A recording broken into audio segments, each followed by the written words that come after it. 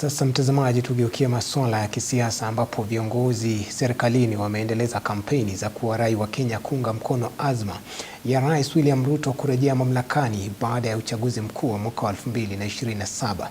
Viongozi kutoka eneo la Magharibi wakiongozwa na Spika wa Bunge la Kitaifa Moses Wetangula wakiwataka wenyeji wa eneo hilo kumuunga mkono Rais Ruto, wakisema ndio njia pekee ya kuhakikisha mmoja wao anashika nafasi za uongozi nchini. Haya yanajiri huku viongozi kutoka North Rift wakitetea hatua ya serikali ya kujenga kituo cha Ebola katika kaunti ya Laikipia. Maria Sebastian anatuarifu. Garissa hoye! Garissa hoye! Uchaguzi mkuu wa mwaka 2027 unapozidi kukaribia, viongozi serikalini wameendeleza kampeni ya kunadi azma ya Rais Ruto ya kurejea mamlakani baada ya uchaguzi huo. Viongozi kutoka magharibi mwa Kenya wakiongozwa na Spika wa Bunge la Kitaifa Moses Wetangula wamewataka wenyeji wa eneo hilo, haswa vijana, kutohadaiwa na viongozi wa upinzani wanaoeneza siasa za ukabila nchini na badala yake kumuunga mkono Rais Ruto ili kuendelea kunufaika na miradi ya maendeleo. Sisi tunasukuma gurudumu ya Ruto kwa sababu tuko partners na yeye. 2027 two term, 2032 ni sisi. Mnanielewa?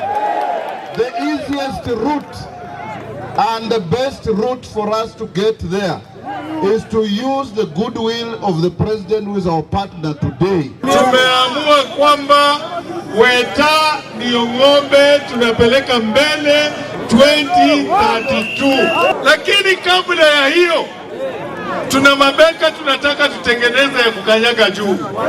Kuna daraja tunataka tutengeneze ya kukanyaga juu. Hiyo daraja inaitwa William Samoei Ruto. Wakizungumza walipokutana na vijana nyumbani kwa Spika Wetangula katika kaunti ya Bungoma, wamewataka vijana kujiandikisha kwa wingi kama wapiga kura ili kuhakikisha wanazungumza kwa sauti moja katika uchaguzi huo mkuu ujao. Msikubali kutumiwa na wanasiasa kupigana. Kama mwanasiasa anakuambia chukua mawe uende kupiga mtu, mwambie leta mtoto yako nianze na yeye. Kwa sababu wao wameweka watoto wako kando, wanataka kupiganisha vijana. Wiki ijayo hii kutokea tarehe 9 mpaka tarehe 19 tutafute kila mtu achukue kitambulisho. Utafanya hivyo? Kwa hivyo tumeambiwa raundi hii tushike kadi, tupige kura kwa wingi ili hata na sisi tuhesabike.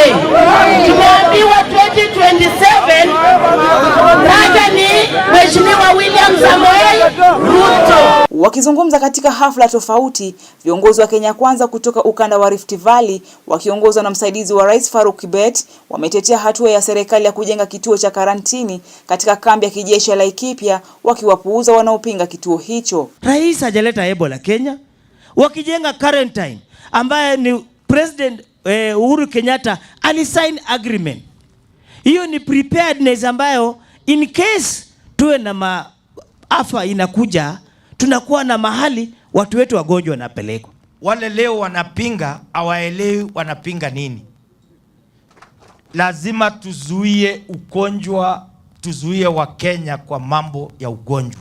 Wakati huo huo, Wetangula ametumia fursa hiyo kutangaza nia yake ya kuwania urais mwaka 2032. Sebastian Maria, Undugu TV.